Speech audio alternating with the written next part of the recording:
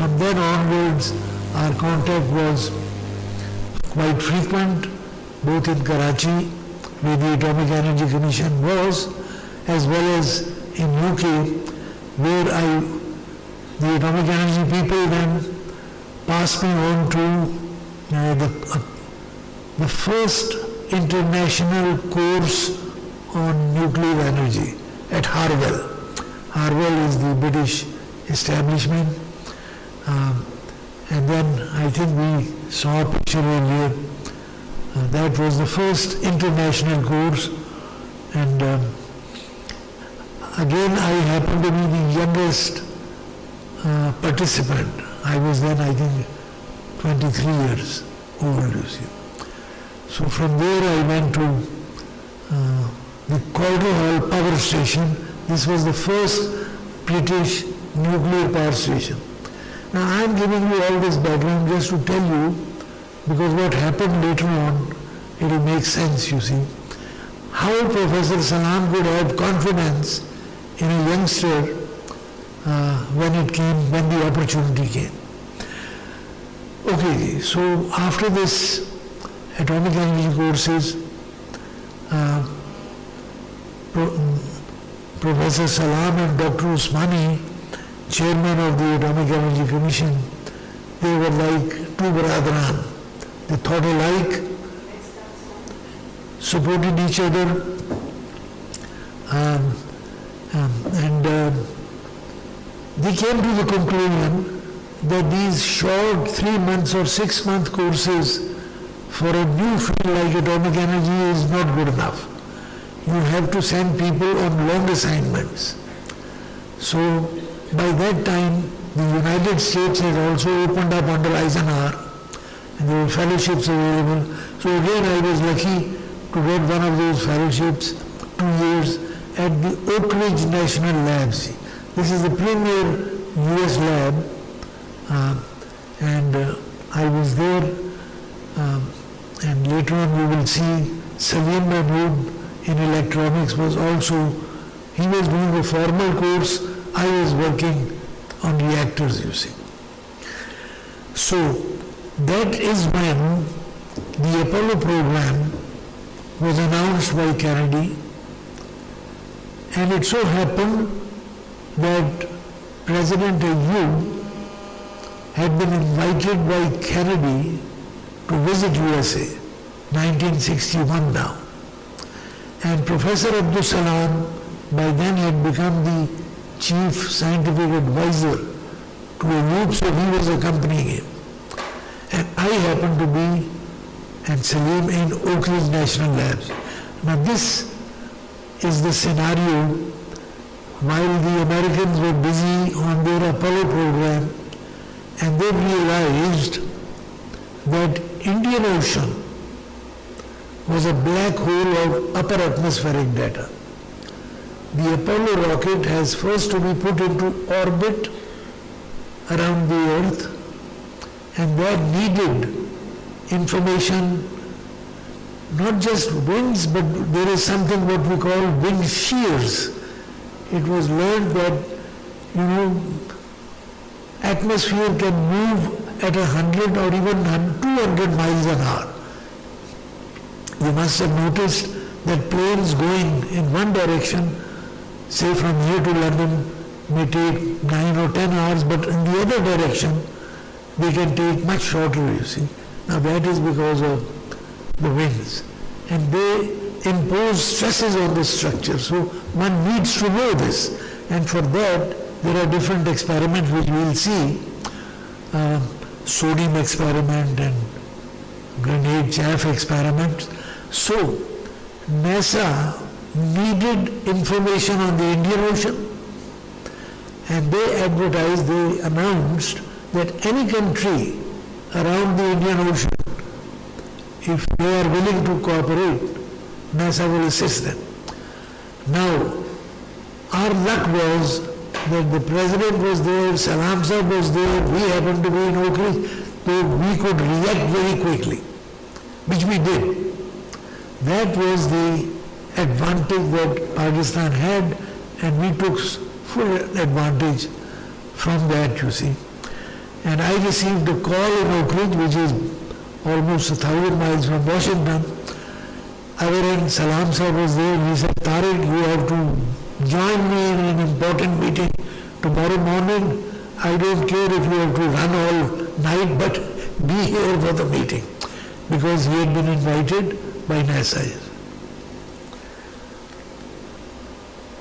Now that's President Ayub. I think we've spoken about this. And now, so I joined him in that meeting with the Director of International Programs and he came straight to the point, typical American method, get a cup of coffee and then come to the business. And he said that we need data over Indian Ocean, what I've just explained. Salam Sahib was very fond of speaking Punjabi, not Urdu. So I was sitting next to him, he said, Tariq, ki khayal hai? So, Tariq, what do you think of the proposal? And my reaction was, कि जी ये तो साडा ख्वाब पूरा हो जाएगा, our dream would come true. Now the director Fredkin was watching. He didn't let Professor Salam speak. He said, if I'm not wrong, the young man seems keen. And Salam Sahib nodded. And you look at the speed at which NASA was working. Director looked at his watch. He said, it's 10:13 now. The meeting started at 10. And he said, a NASA plane leaves Washington National Airport at 1 o'clock. We'll put the young man on the plane. I will instruct the range to be kept open. That's about an hour away on the Atlantic. He will be shown around. He will spend the night at the plant. He will catch the same plane back to Washington, 8 o'clock in the morning, and we hope that he will come back with a report. So you can see their speed. And we worked like that. I was shown around very courteously. I didn't sleep that night. And next morning I came back with that 3-page report. Again, second meeting, the director and Salam Sir and myself, and the director had obviously received a favorable report from their own side that yes, Pakistanis seem to know what they are talking about and they will be able to do the job.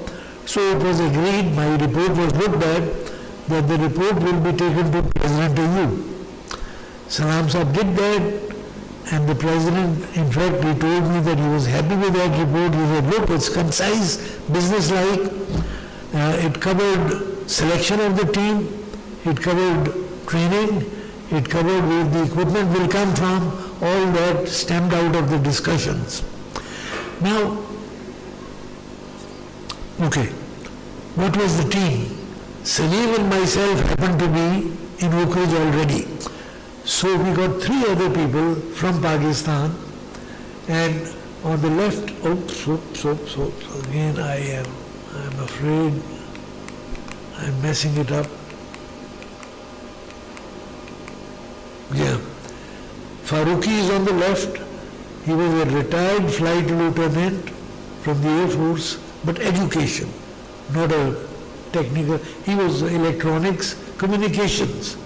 Then next is Mr. Rahmatullah. Mr. Farooqi unfortunately passed away fairly early. Rahmatullah, what happened? Can somebody help me? He was Deputy Director of Meteorology. So he was supposed to look after the wind patterns and all that, you see. Myself as the team leader, Salim Mahmood, the electronics subsequently became the guidance and control specialist, and Chairman Suparko, you probably know him. And then Sikandar Zaman, mechanical engineer, he also later on became Chairman Suparko. So this was a very versatile, dedicated but a small team.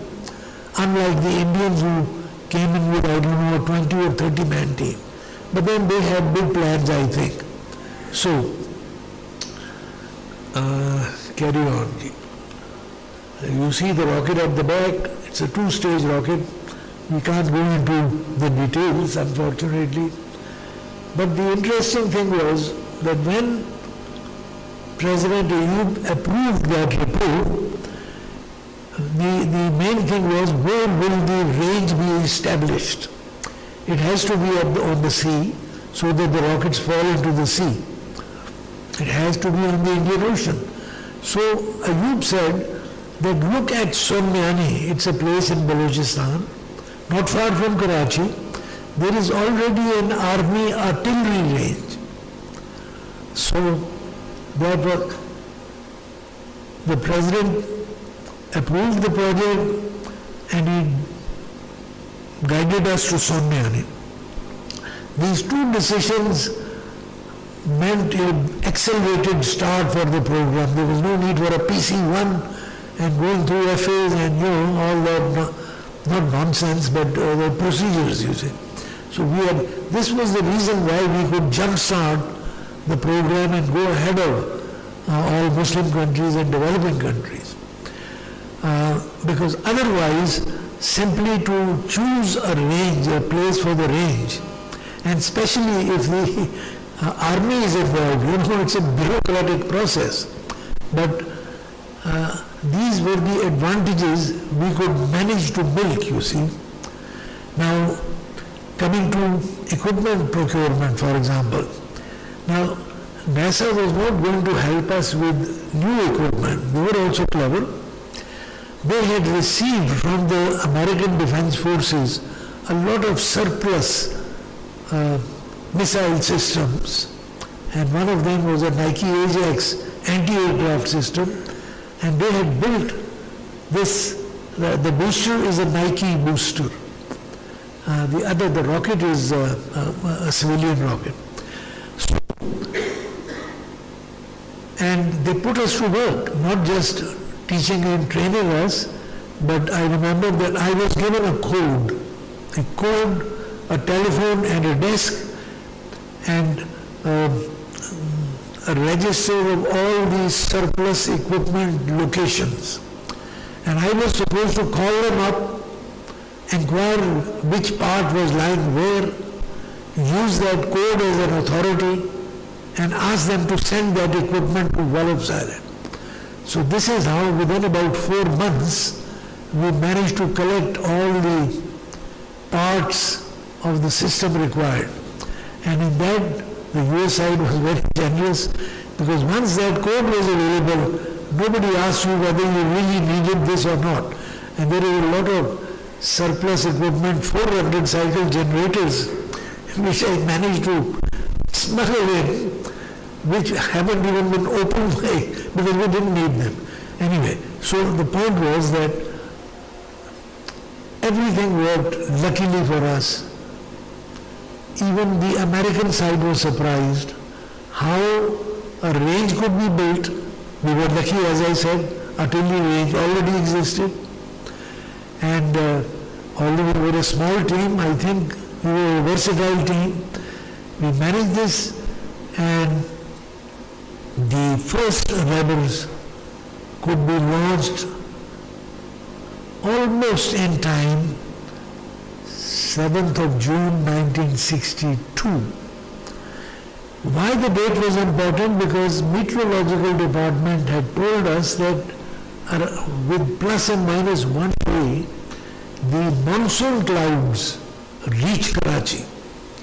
And actually we were a day late in the first rocket.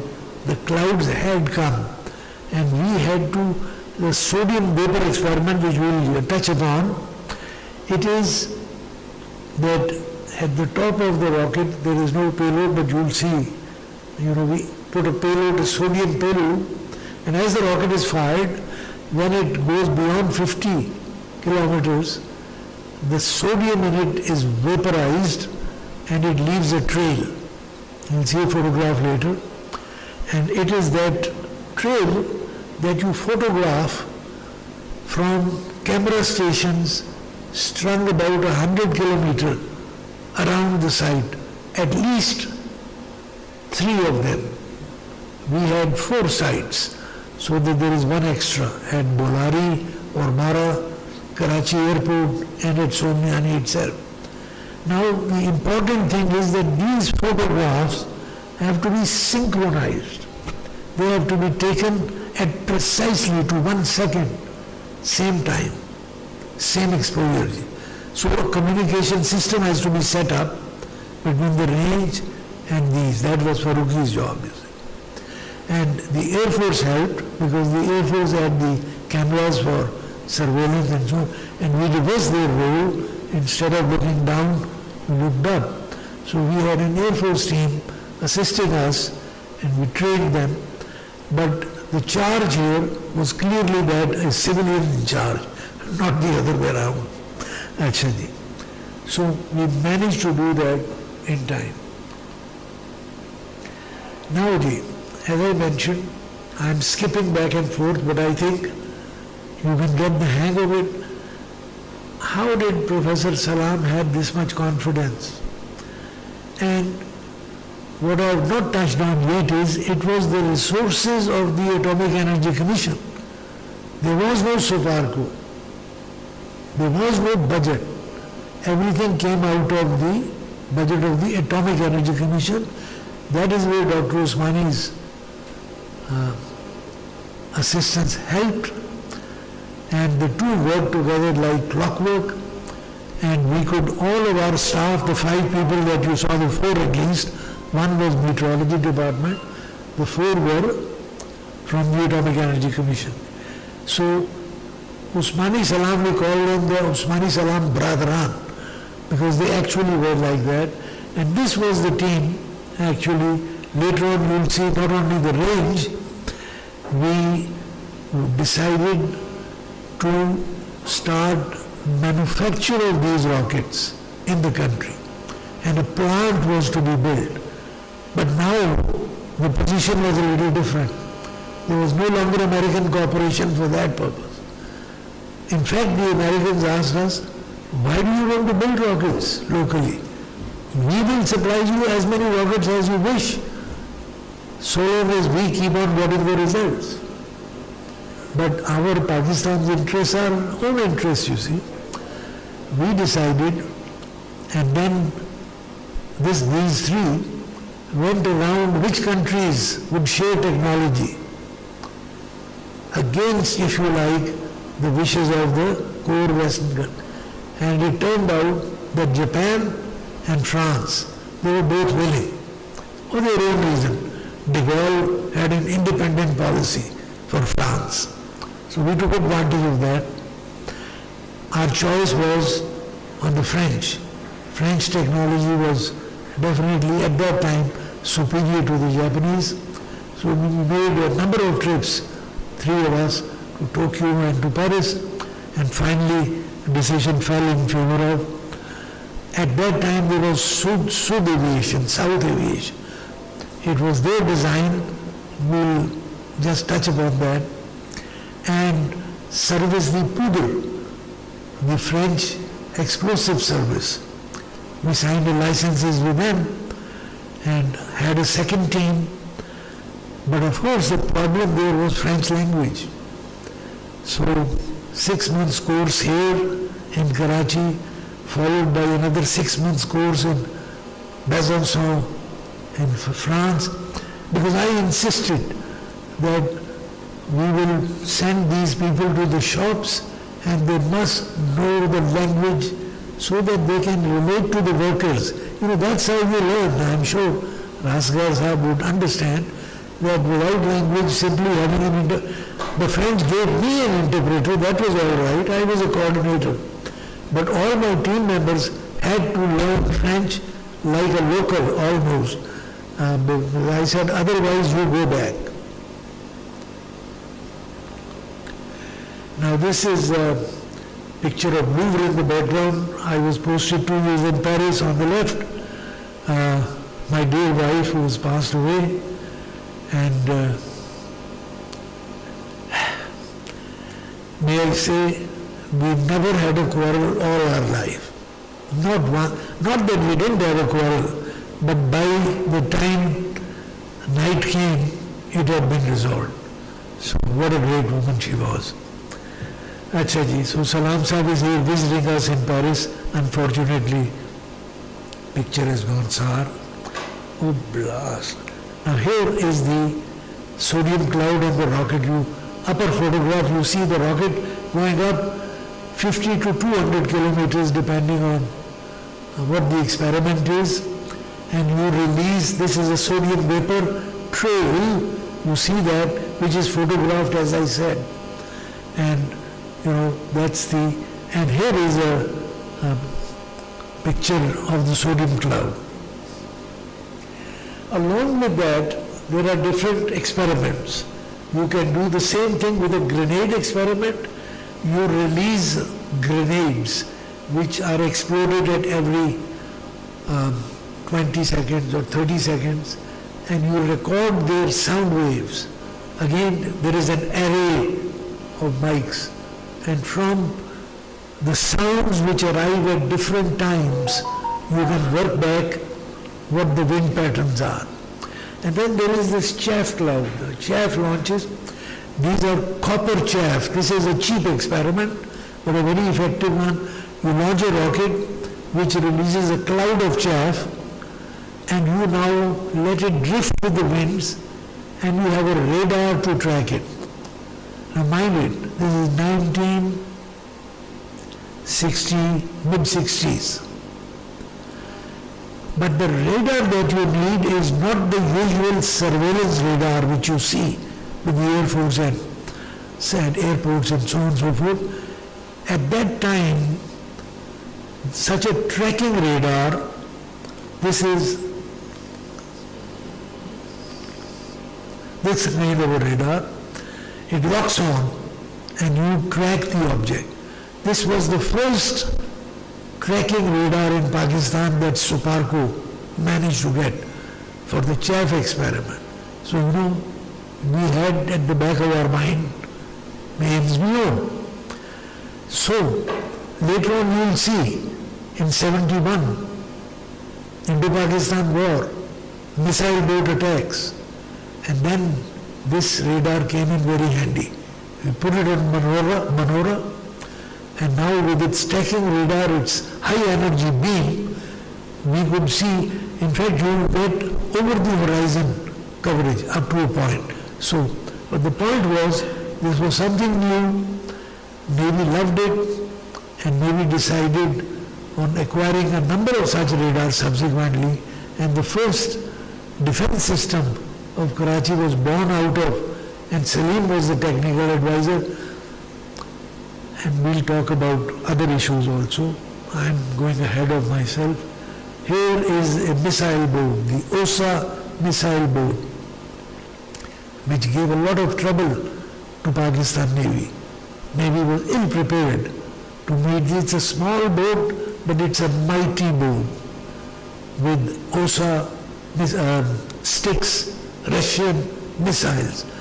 This can hit a ship at beyond 20 miles, for which at that time, 71, there was no defense. And the Navy, I dare say, was not wise in attempting the old, what they call a border patrol, send ships outside Karachi which are doing this patrolling. The Indians got two of our ships, a destroyer and a minesweeper. And Pakistan Navy didn't know what hit them. Again, I can't release the full details. A warning had been given by us to them. This is such a powerful boat that 4 years before, I think it was 67. How are we doing for time? Can I carry on? Because I can go on and on. The Egyptians had bought these boats from the Soviets. This is a Soviet boat. And the Egyptian used this against the Israeli Navy and sank one of their destroyers in the Mediterranean. You know the Israeli reaction? They disbanded their navy. They are very quick at action, very firm. They realized that they had no competition against such a boat. And retiring their navy, they went in, that's another story, for 4 La Combatant missile boats of French origin. And they stole them. They paid for it, but the French put a ban on it, but Israelis managed. Now what shall I say?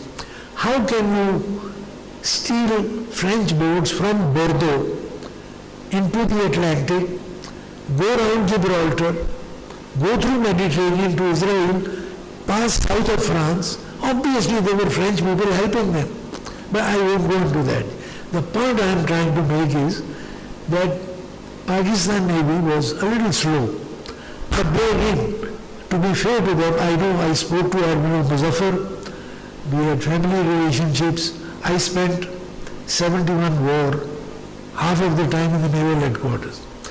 So when I told him that, sir, look, we have this report given to you beforehand, how the hell could you have ships outside? He got angry.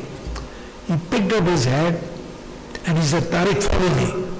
This is sitting in Napier Barracks. His staff was surprised. A civilian here talking like this to our admiral. He went straight for the car. He didn't even wait for the chaprasi and bag and usual stuff. Driver go, Clifton. So we drove to Clifton. There was a bungalow, and obviously people there, civvies, but you could see that they were servicemen in disguise. This was a Navy safe house. Went in, and there was an empty room with a huge table and a model, a harbor's model. He said, Tariq, this is Oka, India's, Gujarat, the nearest port to Pakistan, Oka port. And he said, look, these are the missile jetties.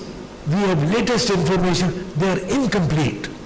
How did they launch OSA boats from there? You see, that's where the Navy went wrong. They thought that if the jetties were not ready, the Indians will not be able to deploy these missiles in time. What the Indians did was they towed these boats out of Bombay, which was out of reach, and all day they would tow the boat up, and by evening they would be outside Karachi and let the boat now go and do its job. So, anyway, the first attack was very successful. The Pakistan Navy lost their ships. But then, Suparko, me and Salim Mahmood, we proposed that within 2 days in the shipyard, we will make radar reflectors, about 6-foot diameter steel structures, simple, and haul them on fishing boats.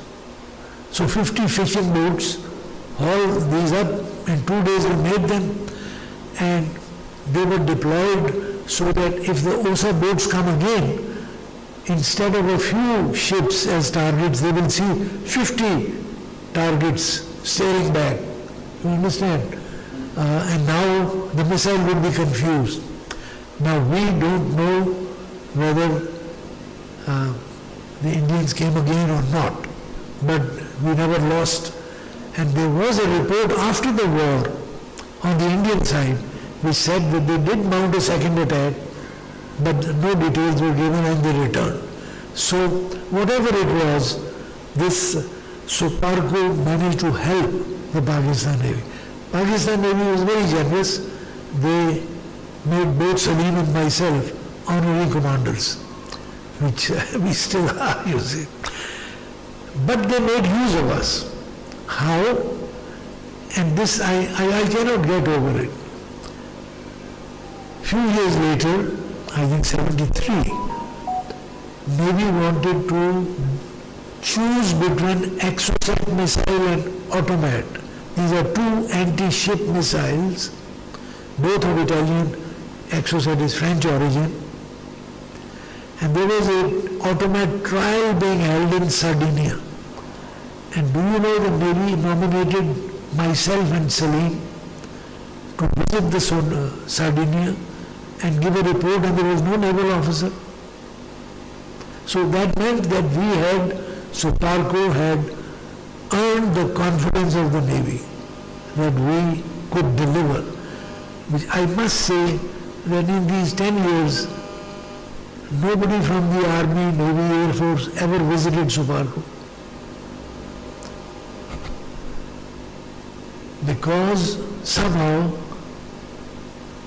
the defense never had confidence among the civil scientists. I won't go into that, but with the nuclear program, of course, things have become different. Now, Pakistan, if we have done something good, the scientists have delivered and they have shown that they can do the job if proper support is provided. अच्छा जी, where was I? So, out of that trial, again, there was no naval officer. We wrote a report and the Navy selected the Exocet for being put on their helicopters. And now when they had this Sea King helicopters with an Exocet, Pakistan Navy was unbeatable, at least in the Karachi region. Now no missile boat could dare approach because this was the best defense. A missile boat cannot hit a helicopter, while a helicopter with an Exocet can play games with these missile boats.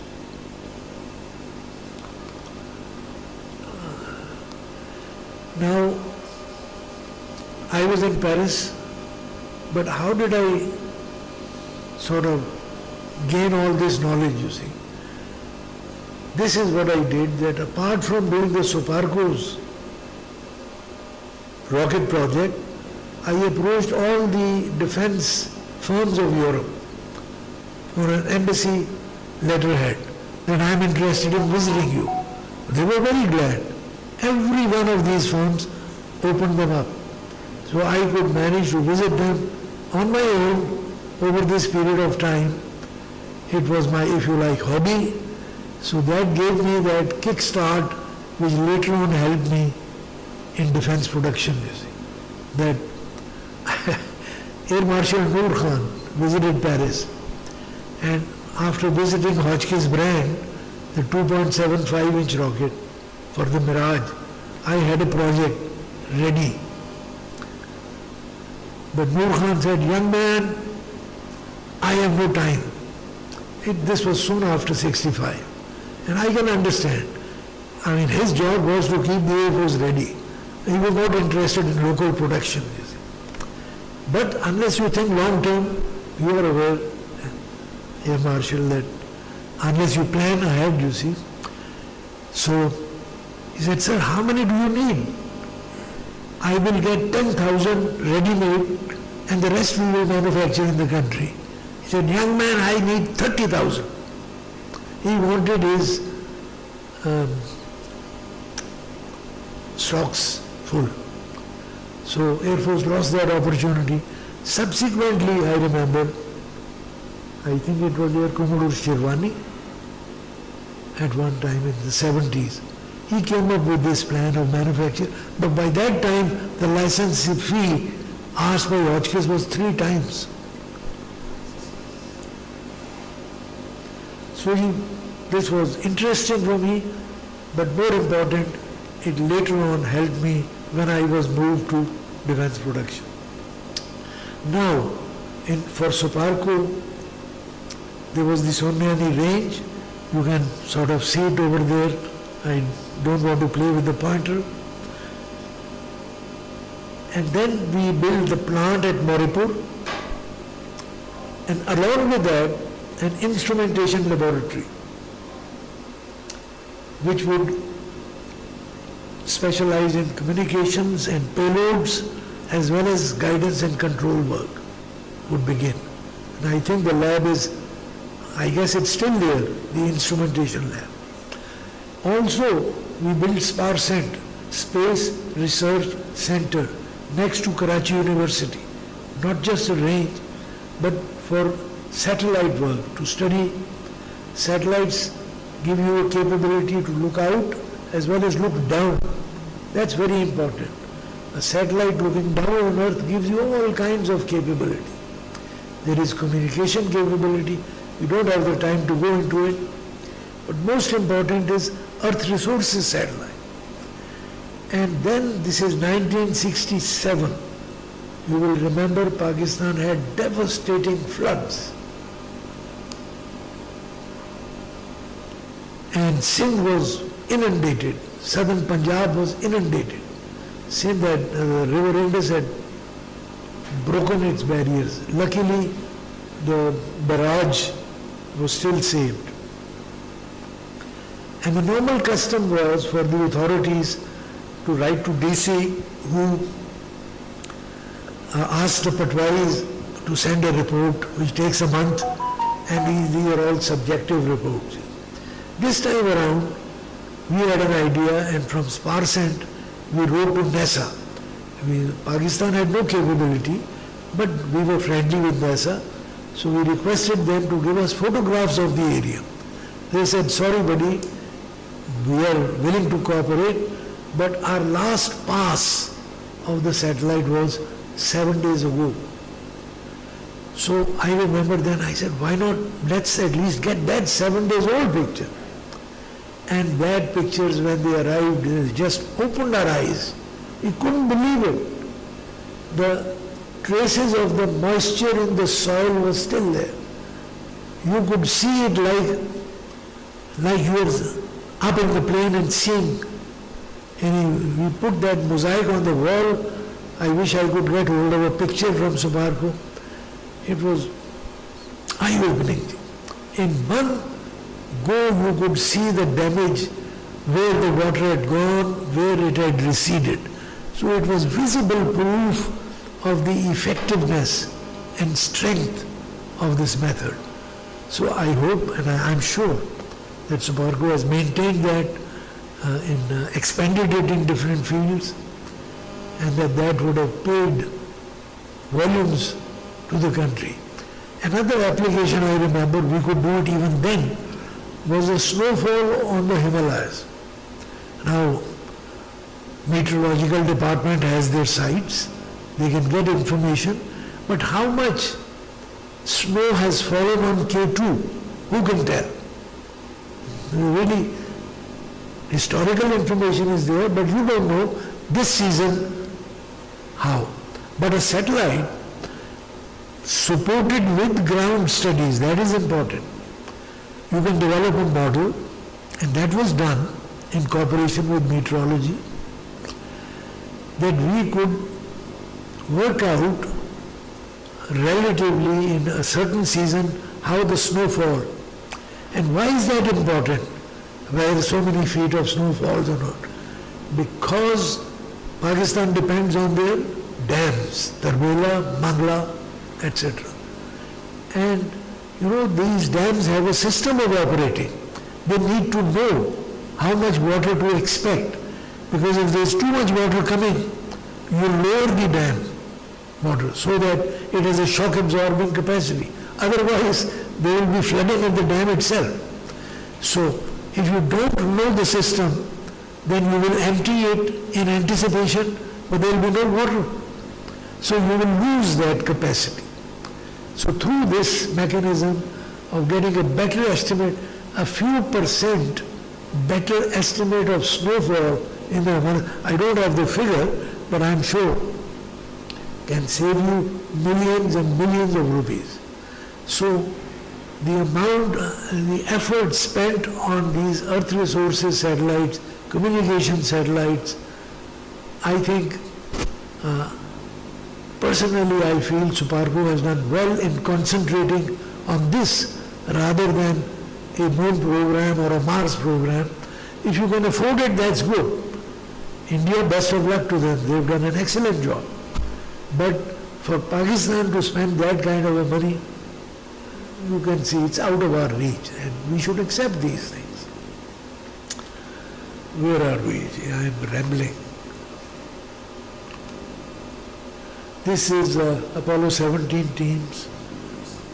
This was the last American Apollo group. And well, these are just some of the old. In 74, just before 74, something else happened because of my familiarity with defense, unusual. There was this Ramazan war, Egypt, Syria versus Israel, when the Suez Canal was taken back by the Arabs. They were euphorious. And you will be happy to know the first military delegation who landed in Egypt to study the results of the war was Pakistan. And I was the only civilian member in that 6 or 7 member delegation. There was Army, Air Force, Navy, all that. But I was picked up because of what we have served the Navy. And that was valuable because we learned about SAM 2, SAM 3, SAM 4. There was a whole range of SAMs. But I can't help, I'm laughing. In Jordan, I had the habit of bringing my diary, and the person addressing us was a general of the Jordanian army. He was then a vice chief. And he said that I was commanding the Jordanian division during war, a few months before. And I was asking him how effective was SAM 2, SAM 3, Shilka guns, etc., etc. These are anti-aircraft systems. And from Pakistan's angle, I wanted to know. So he said, look, we were on the front, and one day things were quiet. So I asked my staff officer, and he said, sir, a report has come in from our battery A that they have shot down an Israeli plane. And shortly after, battery B said, we have shot down an Israeli. And third report came from the Shilka position, guns, they said, we have shot down an Israeli plane. So he said, because there was little activity, I asked my staff officer that will he go at the suspected place and see what is reality, because there was no activity that day. And he said, shortly the report came in. Said it is not an Israeli plane, they've shot down their own Jordanian plane. So he said, now I said, ask which battery did that, A, B or C. And everybody said, sir, we have no idea. We didn't even fire anything. So in other words, the information you get during war, and especially in this kind of a situation, is not reliable. And then I remember reading Little Hart, the famous British war commentator. He said, we have found after analysis after the war that own claims should be divided by half, enemy claims and own claims should be doubled. Yani, that will give you a better idea of what is real. So in 74, when Bhutto Sahib came, had taken power, he was, and you remember Gaddafi's visit, Lahore Stadium, and those speeches, 2 decisions were taken. One was that in Ministry of Defense they will create a defense production division. And secondly, that Pakistan would be made arsenal of Islam. We will set up plants in all fields. And this new division had to be beefed up, you see. So I was moved from Soparco, taken as OSDJS to defense production, and more importantly, Abbas Khalili, the well-known ICS officer who had retired, was made chairman of the Defense Production Board. And then Aziz Ahmed was the foreign minister and defense minister. So we visited Libya, had long follow-up discussions with not Gaddafi Sahib himself, but his chief of staff. And we made out a list of 19 projects, which will, over a few years, this slate, and that was put in my charge. It would have covered aircraft manufacture, ships, submarines, everything. We made and these were licensed foreign technologies, because you cannot wait to develop your own, the best course is you take licenses and then go on from there, you see. Unfortunately, this never materialized because the Libyans insisted. They said money is not the problem, billions of dollars, yes, but the plants should be put up in Libya. Now both Aziz Ahmad and Abbas Khalili said, that's impossible. They said, why? But we need skilled people, we need supervisors. He said, how many? 100,000? We'll pay for all that. But Pakistan side felt that that was not practical, and the foreign license holders, they also did not agree. They said, we put up plants in Pakistan, we are willing. But to put up plants in Libya, sorry, our governments will not allow. So that project, but the time I spent with, those Aziz Ahmad, Abbas Khalili, Ghulam Isaq, they were people of high caliber. You really learnt. They were mentors, you see, so. Sorry, can you move the mic to your... Oh, I'm sorry. Can you just move the mic to your mouth? Yeah. Acha ji, I am rambling on. Go ahead.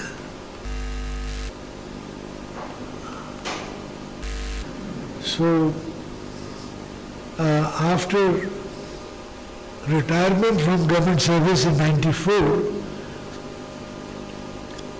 I was taken on by the World Bank to advise the government of Pakistan, because at that time I was in Privatization Commission. So first as advisor on privatization and secondly on making a technology policy for Pakistan. And maybe Asghar Sahab will remember that policy was written out, but it was never completed and implemented, and those are long stories. But here is, I was the chairman of the Board of Governors of the Asia Pacific Center. So the mechanisms were there. The United Nations was willing and capable of helping, but unfortunately we in government of Pakistan could not make full use of these things. I remember Nyerere, he headed from Tanzania, he headed the South Commission, and the South Commission wrote a 1-inch thick volume on the development, best way to develop the developing countries, you see. And Manmohan Singh was the Secretary General of that committee. At that time, this was 90s, I tried to find out where that South Commission report was in government of Pakistan. No ministry had heard of it. Finally we found that dozens of them were lying in a bookshelf of Planning Commission, gathering dust. While India was the only country which benefited from that, because Manmohan Singh was the Secretary General of that committee and he became Prime Minister of India. He had written the report. So that's how, if India has gone ahead, way ahead of us, there are good reasons for that. These are the mentors.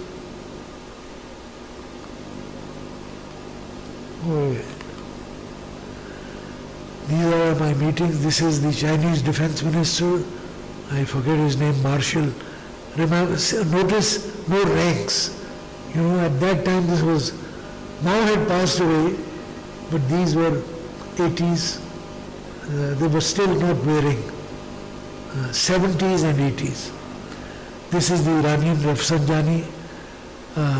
We are trying to sell sugar plants from the Ministry of Production.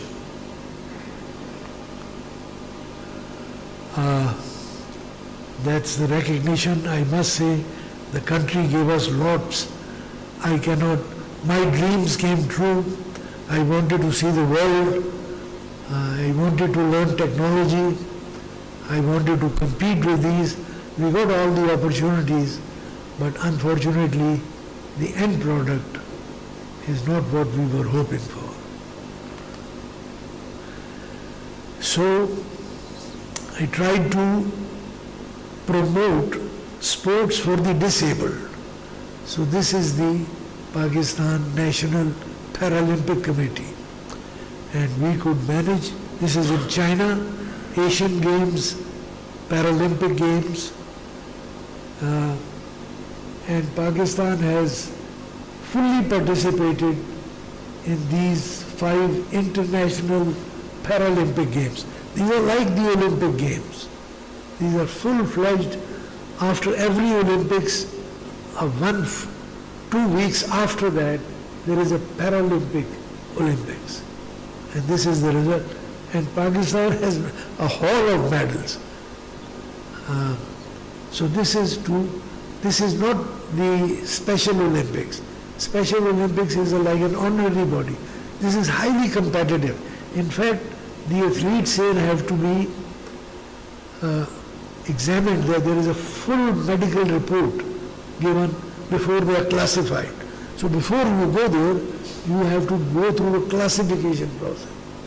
And Pakistan now has a world-level athlete from Gujranwala, Haider Ali, in discus throw.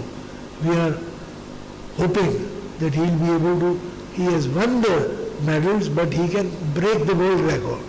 We hope.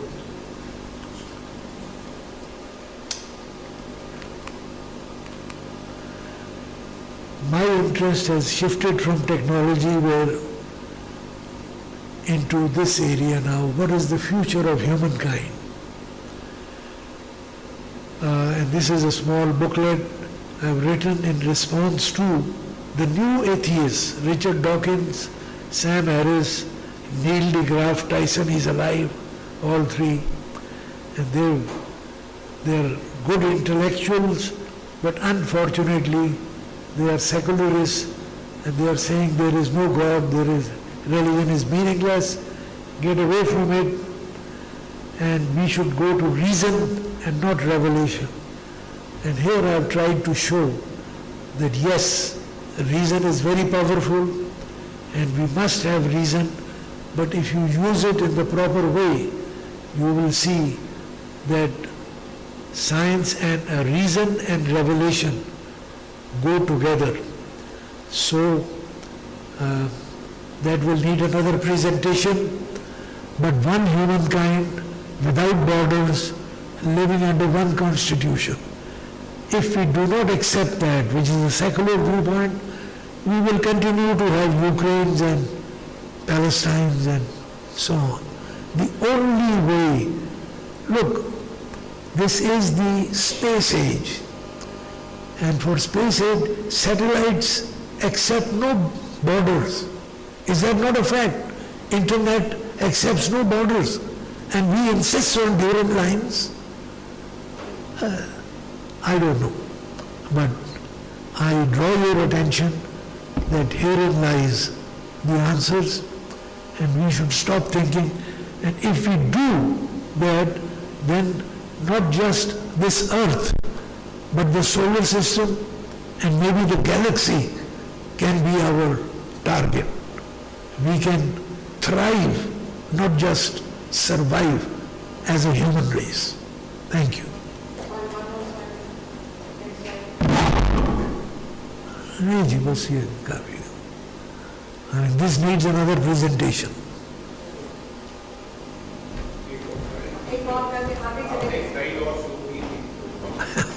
आपने देख लिए चले वो finally the answer lies here ji, revelation.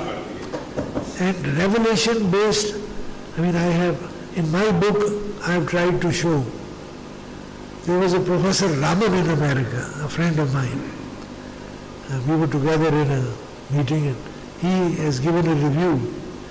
He says that I have very effectively thrown the ball back in their court based on reason, not faith, not blind faith. I don't believe in that. Reason will tell you. Look, I ask you a simple question. You drive on the right side of the road in Americas, you drive on the left side of the road in the British Commonwealth, right? No problem. You follow the rule of that country. But tell me, when you are in a ship, can you have two laws? When you are in the air, can you have two laws? The answer is no. Technology has advanced to the level that you can no longer sustain this artificial concept of borders and religions and capitalism and socialism. There has to be one set of laws, one constitution.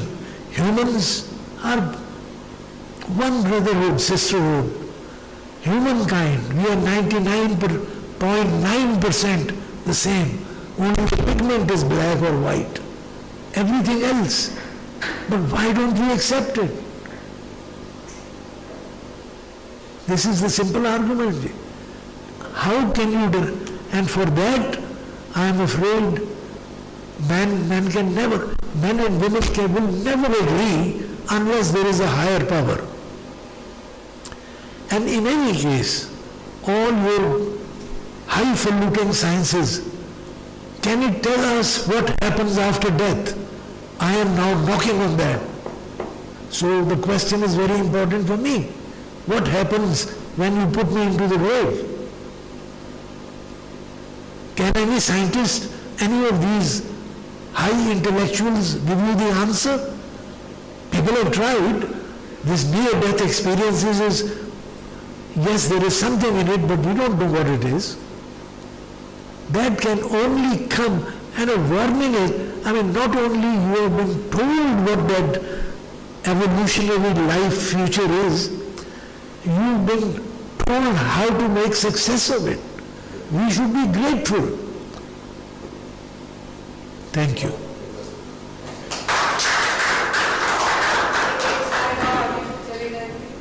जी अच्छा और भी है कुछ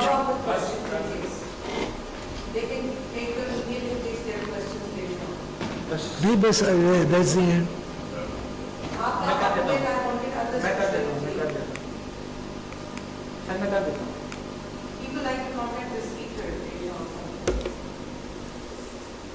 Thank you.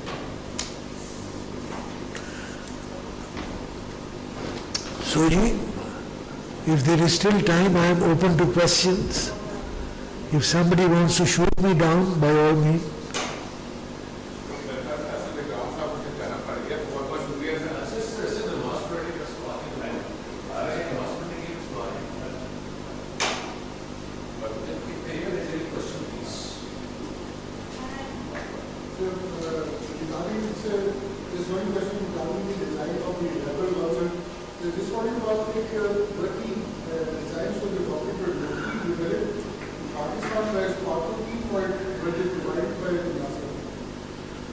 Sorry वो पहला part क्या था आपका मुझे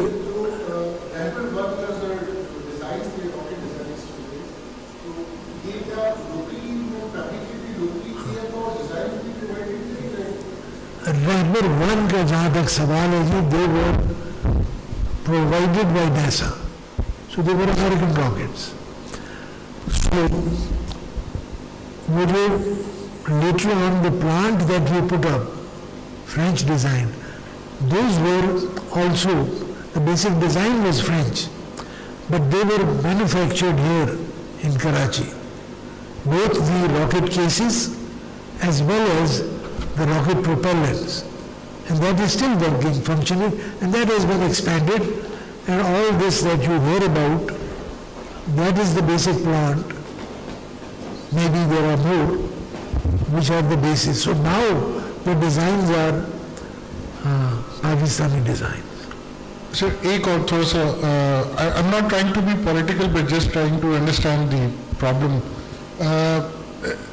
जिस तरह आपकी जो इस प्रोजेक्ट से we know कि it was like Pakistan or Sparko was that was in terms of rocket and space race, we were at the early stage हम इस business में थे, but we feel like down the time हमने जो भी opportunities अब जो space में develop हुई, especially within the ISRO की जो achievements रही हैं recently, वो Sparko की या overall हमारे as a national we could not actually keep the pace with themselves. So what is the main reason? It's like either क्या ये national priority नहीं है to invest into this sector, capabilities का problem है या skill set नहीं है? So how do you look at things? I believe the question is, why is India done so well and we have been left behind? Yeah, that's a good question, ji, and that is a fact. Nobody can deny that. But I would take you back. Please remember, we have this knee-jerk reaction of comparing ourselves with India.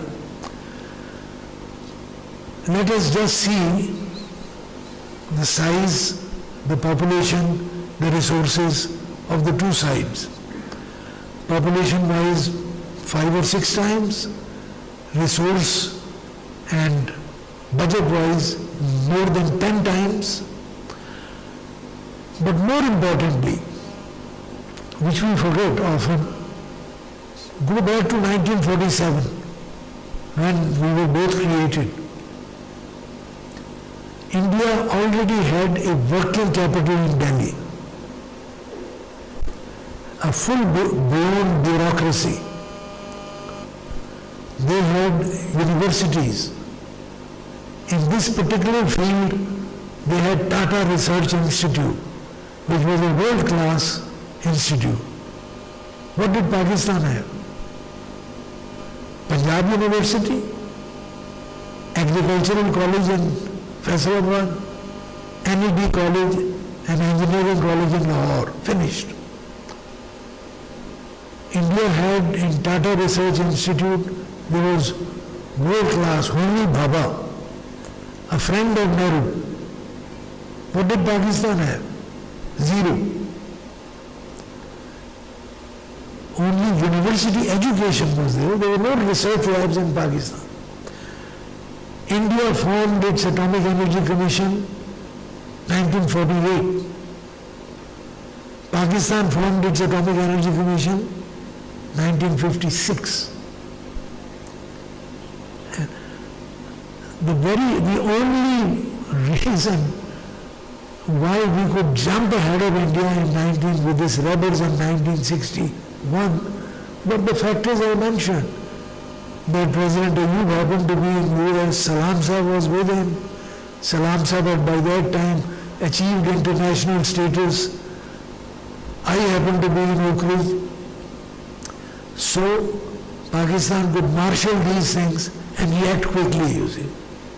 Otherwise, quite frankly, and India even then, if you look back now, Abul Kalam he came in a few months later with a much larger team, and they fired their rockets in November 1963, almost 15 months after ours.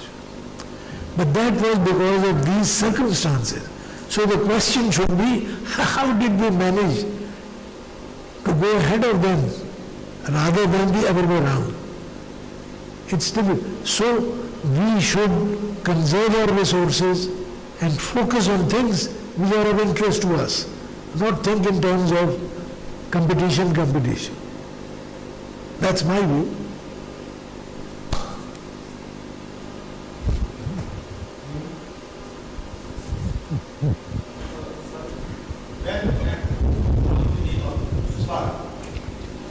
Kindly repeat. Yeah. And when and who proposed the name of Saparco? We have been listening the name of Saparco since very long.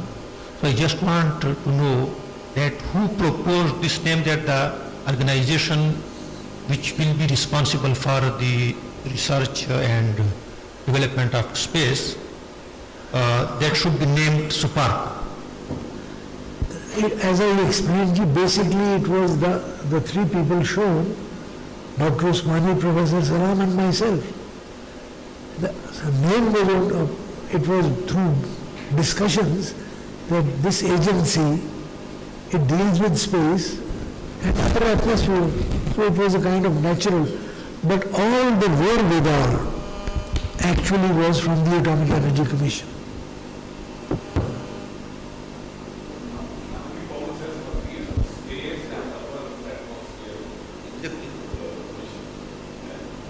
Different countries के मतलब NASA है, normally left space SUPARC का जो actually name है वो थोड़ा सा जो कन्वेंशन है उस कन्वेंशन से हटके है.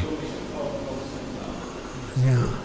NASA is National Aeronautics and Space Administration. They deal with both.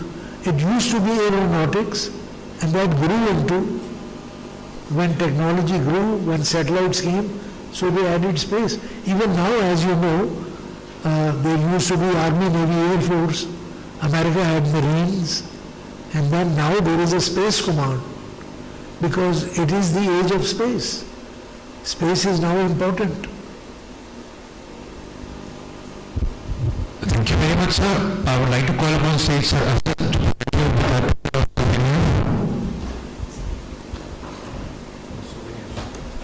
Thank you very much, sir. I think it was a great enlightening talk, and I'm sure people would have learned a few lessons also out of it. One of perseverance, hard work, and excellence. I'm sure. Thank you, Ji. I hope so. I hope so. So this is again, this is NICAT's sort of symbol, and we hope to get back into the space age as early as we can. So, thank you, sir. You are probably the most, I would say, relevant person who will be able to give this talk. Thank you. I know that privilege for us to be here, sir. So can we have a small photograph, sir, with Aapki artist, please? And actually, I will invite everyone who wants to be on stage. Please, because this is a historic moment for us. Sir, you